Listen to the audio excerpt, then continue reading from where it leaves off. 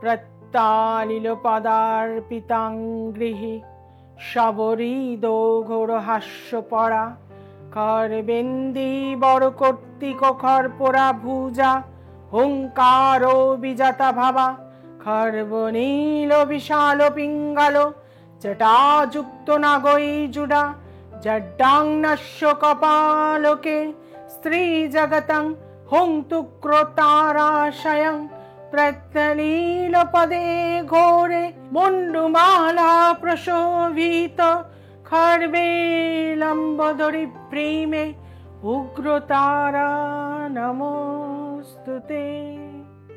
জয় মা।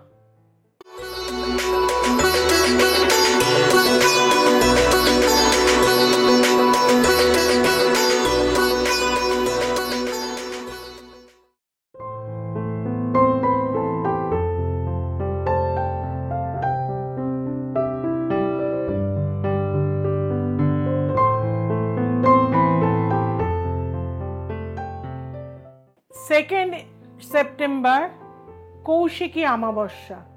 যে অমাবস্যা তিথিতে তারাপীঠে মা তারার 12টা যে অমাবস্যা হয়, এটাকে আমরা শ্রেষ্ঠ অমাবস্যা রূপে ধরে থাকি। যেরকম কুম্ভ মেলা হয়, ঠিক একইভাবে তারাপীঠেও কিন্তু একটা বিরাট যজ্ঞ হয়, বিরাট আয়োজন হয়। অর্থাৎ এই কৌশিকী আলোক কৌশিকী অমাবস্যায় আমি কিন্তু পৌঁছে যাব তারাপীঠে। তারাপীঠে কিন্তু অগণিত ভক্ত শিষ্যরা সেদিন আমার কাছে আসবে। বহু মানুষের কিন্তু তন্ত্রের কাজ আমি সেদিন করে থাকব, এবং তার পাশাপাশি প্রত্যেকটা মানুষকে আমি কিন্তু আহুতি প্রদান করে থাকি। এটা আপনারা জানেন, যার যার যে সমস্যাগুলো আছে। এছাড়াও আপনারা যারা বাড়িতে রয়েছেন, বাড়িতে যদিও দেয়া যায় না কৌশিকী অমাবস্যায়, আপনারাও যদি যেখানেই পুজোয় আসুন না কেন, সেখানে যদি আহুতি দিতে চান মাকে, কিন্তু সেদিনকে কিন্তু আপনারা যে রাশিরই আছেন, অর্থাৎ 12টা রাশি, প্রথম যে রাশি সেটা হচ্ছে মেষ রাশি। মেষ রাশির জাতক জাতিকাদের বলবো সেদিন একটি পান পাতা নেবেন। পান পাতার মধ্যে সর্ষের তেল লাগিয়ে তার উপর একটু গুঁড়ো হলুদ এবং 3টে জবা ফুল এবং একটি গোটা সুপারি দিয়ে আপনার যে মনের কামনা আছে সেটা মাকে অবশ্যই আহুতি দেবেন।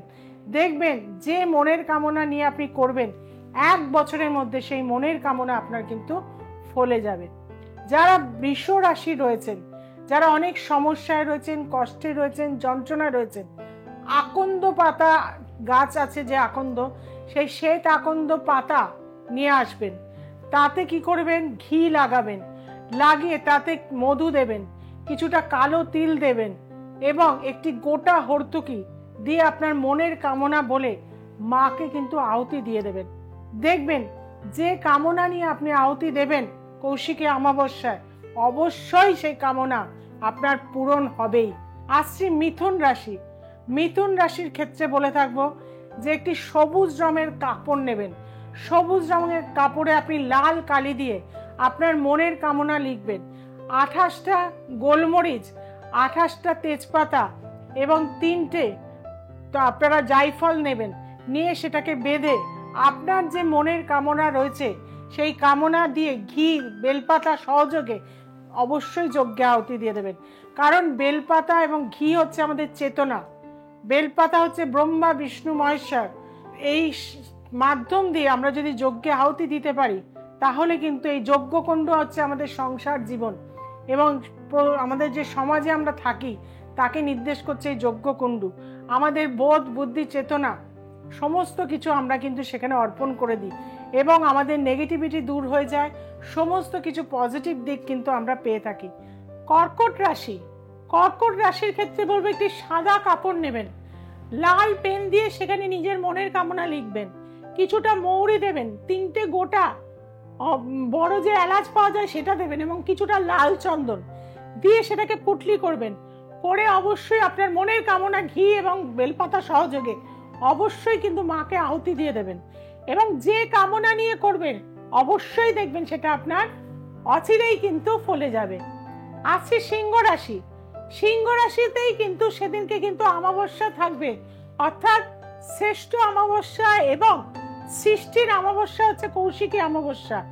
এই দিনকে কি করবেন, একটি লাল কাপড় নেবেন, লাল কাপড়ের মধ্যে অবশ্যই 9 রকম যে কাঠ পাওয়া যায়, নবগ্রহ কাঠ, সেই নবগ্রহ কাঠ কিনে নেবেন এবং তার মধ্যে সর্ষের তেল লাগিয়ে নেবেন, নিয়ে ছোট এলাচ কিছুটা দেবেন, দিয়ে আপনার মনের কামনা বলে সেটাকে পুটলি করবেন, দিয়ে কিন্তু ঘিতে আপনি নবগ্রহ কাঠকে নবগ্রহ উদ্দেশ্যে এবং আপনার যে মনস্কামনা সেই উদ্দেশ্যে ঘি দিয়ে এবং বেলপাতা দিয়ে মাকে আহুতি দিন। আসি কন্যা রাশি।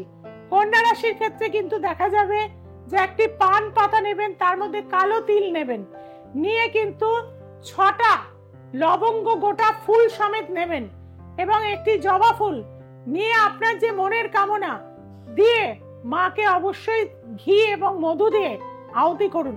দেখবেন আপনার অবশ্যই মনের কামনা পূরণ হয়ে যাবে। আসছি তুলা রাশি। তুলা রাশির ক্ষেত্রে দেখা যাবে যে আপনাদের ক্ষেত্রে কিন্তু আমি বলে থাকবো যে আপনারা একটি লাল কাপড় নেবেন, সেই লাল কাপড়ে কিন্তু আপনারা নিজের মনের কামনা ভূজ্যপত্র একটা নেবেন, সেই ভূজ্যপত্রে লাল কালি দিয়ে নিজের কামনাটা লিখবেন। লিখে কি করবেন, কালো সর্ষে কিছুটা, হলুদ সর্ষে কিছুটা দিয়ে দেবেন এবং তার মধ্যে ঘি দিয়ে দেবেন, মধু দিয়ে দেবেন এবং একটা জায়ফল দিয়ে দেবেন, দিয়ে চামেলির তেল তার মধ্যে একটু ছিটিয়ে দেবেন, দিয়ে আপনারা যদি যজ্ঞে আহুতি দিতে পারেন সেটা আপনার মনের কামনা পূরণ হবেই হবে। আসছি বৃশ্চিক রাশি। বৃশ্চিক রাশির ক্ষেত্রে মানসিক টেনশন, নানা রকম ডিস্টার্ব বা সমস্যার মধ্যে যারা রয়েছেন তাদেরকে বলবো তারা অবশ্যই কি করবেন না, এই দিনকে একটি হলুদ কাপড় নেবেন, তার মধ্যে 3টে গাঢ় হলুদ নেবেন, শুকনো হলুদ, 3টে ছোট লবঙ্গ, ছোট এলাচ 3টে এবং 3টে লক্ষ্মী করি, একটা 1 টাকার কয়েন নিয়ে আপনাদের যে মনের কামনা সেটা ঘিতে একদম ওই কাপড়টি ডুবিয়ে যজ্ঞে আহুতি করে দিন এবং তাতে একটু চিনি ছড়িয়ে দেবেন। দেখবেন যে কামনায় আপনি করবেন সেটা ফলতে আপনার বাধ্য হবেই। আসি ধনু রাশি। ধনু রাশির ক্ষেত্রে বলে থাকবো আপনারা একটি নীল রঙের বস্ত্র নেবেন এবং তার মধ্যে নীল একটি কাপড় নেবেন, তার মধ্যে ছোট্ট একটি লোহার কোনো টুকরো নেবেন, লোহার কোনো টুকরো তার মধ্যে একটা রেখে দেবেন, লোহার বল হতে পারে, লোহার পাত হতে পারে, যা হোক তার মধ্যে দিয়ে দেবেন। দিয়ে তার মধ্যে আপনি কি করবেন না, জটা মাংসি মরা মাংসি একটুখানি নেবেন, নিয়ে কিন্তু সর্ষের তেল তার মধ্যে দিয়ে দেবেন এবং অষ্টগন্ধা যেটা পাওয়া যায় দশকর্মা ভান্ডারে সেটা নেবেন, 3টে কিন্তু পান পাতা নেবেন, নিয়ে সমস্তগুলো একসাথে পুটলি করবেন, করে আপনার যে মনের কামনা আপনি ঘি এবং মধু সহযোগে কিন্তু যজ্ঞে আহুতি দিয়ে দিন। আসছি মকর রাশি। মকর রাশির ক্ষেত্রে বলবো আপনারা লাল বস্ত্র নেবেন, লাল বস্ত্রের মধ্যে ভূজ্যপত্রে কালো কালি দিয়ে নিজের কামনাটা লিখবেন এবং কালো তিল, কালো সর্ষে এবং একটু রূপোর দ্রব্য তার মধ্যে দেবেন, রূপোর একটা টুকরো হলেও হবে, সেটা দিয়ে আপনি একটা নীল অপরাজিতা মালা নেবেন, নিয়ে একত্রে সেগুলোকে বেঁধে আপনি অবশ্যই কিন্তু যজ্ঞে আহুতি দেবেন। যারা কুম্ভ রাশি রয়েছেন আপনারা যদি সেদিন শোল মাছ জ্যান্ত যজ্ঞে আহুতি দিতে পারেন সেটা ভীষণভাবে কার্যকরী হবে। যারা কুম্ভ রাশি রয়েছেন অবশ্যই একটা আপনার মনের কামনা জ্যান্ত শোল মাছ মায়ের উদ্দেশ্যে কিন্তু যজ্ঞে আহুতি দিয়ে দেবেন এবং সেটা যখন যজ্ঞেতে শেষ হয়ে যাবে সেটা নিয়ে দ্বারকা নদীতে কিন্তু ভাসিয়ে দিতে ভুলবেন না, কারণ সেদিন মনে করা হয় যে মানে মৃত শোল মাছও কিন্তু জীবিত হয়ে যায় এবং যদি দ্বারকা নদীতে সেদিন স্নান করতে পারেন আপনার 7 জন্মের যে পুণ্য আপনি কামাতে পারেননি সেই পুণ্য কিন্তু আপনি এই কৌশিকী অমাবস্যাতে কামাতে পারবেন। আসছি মীন রাশি। মীন রাশির ক্ষেত্রে বলে থাকবো হলুদ একটি কাপড় নেবেন, সেই হলুদ কাপড়ে কিন্তু কাঁচা হলুদের 28টা টুকরো নেবেন, হলুদ ফুল নেবেন, যে কোনো গাঁদা ফুল হোক কলকে ফুল হোক 28টা নেবেন, মধু একটা পুরোটা নিয়ে নেবেন এবং তার সাথে জায়ফল জয়ত্রী অবশ্যই দেবেন, ছোট এলাচ এবং 28টা তেজপাতা। এটা সহযোগে আপনি মাকে উদ্দেশ্য করে অবশ্যই ঘি সহযোগে কিন্তু যজ্ঞে আহুতি করুন। আহুতির মাহাত্ম্য একটা প্রচন্ডভাবে উর্বরতা থাকে, মন্ত্র শক্তি, আহুতি, সঠিক স্থান, সঠিক দ্রব্য, তিথির মাহাত্ম্য, স্থানের মাহাত্ম্য এবং তারাপীঠ শ্মশান হচ্ছে জাগ্রত শ্মশান। এই শ্মশানে যদি আপনি সেদিনকে আহুতি করতে পারেন তাহলে আপনার মনের কামনা মা অচিরেই পূরণ করে দেবেন। যারা চাইছেন কৌশিকী অমাবস্যায় কাজ করাতে বা আমার কাছে আসতে বা দূরের যারা বন্ধুরা রয়েছেন, যারা প্রচন্ড সমস্যায় রয়েছেন, শত্রুতার সমস্যায় রয়েছেন, চারিদিক থেকে অশান্তির মধ্যে রয়েছেন, ডিভোর্স চলছে, কোনোভাবেই মিটছে না, লিটিগেশন রয়েছে, নানান শত্রুতার মধ্যে চলে গেছেন, তাদের প্রত্যেককেই বলবো যে এই সময় আমার সাথে জেনি প্রবলেম, যার হয়তো অন্য জায়গায় গিয়ে কোনো কাজ হয়নি, আমার প্রতিটা কাজ চ্যালেঞ্জ গ্যারান্টি যুক্ত থাকে, কাজেই একবার আসুন, অবশ্যই 100% কাজ পাবেন। যারা এসছেন তারা তো উপকার হয়েছেন, আর আপনিও যদি উপকার পেতে চান একবার কিন্তু আসতেই হবে।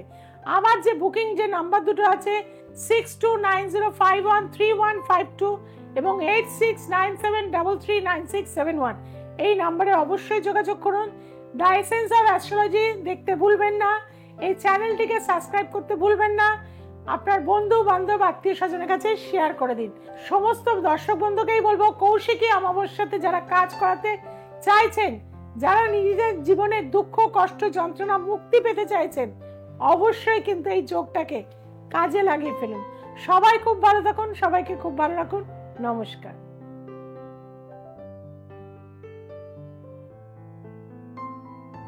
নমস্কার, আমি অর্চনা মাঝি আমার নাম। আমি দুর্গাপুর থেকে আসছি, আর আমি বৈশাখীর কাছে এসেছি আজ প্রায় 5-6 মাস হলো। তো আমি আমার বাস্তবগত প্রবলেম ছিল, সেটা আমি বহু জ্যোতিষী দেখিয়েছি, কিন্তু আমি সেরকম ফল পাইনি। তো সেই প্রবলেমটা আমার দিদির কাছে এসে আমার সেটা ঠিক হয়েছে। আর যারা বাচ্চারা পড়াশোনার মনোসংযোগ করতে পারছে না, খুব ডিস্টার্ব চলছে, তারা অবশ্যই দিদির কাছে একবার আসুন, দেখবেন আপনারা ভালোই রেজাল্ট পাবেন। দিদির কাছে এসে আমি ফল পেয়েছি।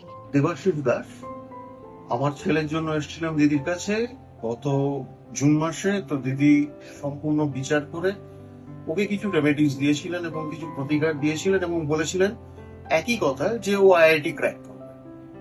আমরা ঠিক অতটা ভরসা করিনি। তো তারপরও ওর পড়াশোনার ন্যাকটা দেখে একটুখানি দ্বিধাগ্রস্তই ছিলাম।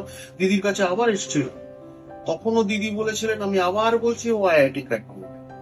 এবং অদ্ভুত ভাবে ও দুটো জায়গায় পেয়েছে, একই সঙ্গে দুটো ডিগ্রি করছে। ও MSc integrated in computer science, সেটা করছে আইআইটি মাদ্রাসে, আর আইআইটি ভুবনেশ্বরে করতে চলেছে BTech honours in computer science. তো দিদির এই যে প্রেডিকশন, এটা সত্যি কথা বলতে আমার চোখে অভ্যর্থ। আপনারা সবাই দিদির উপর একটু বিশ্বাস রাখুন, একবারই আসতে হবে।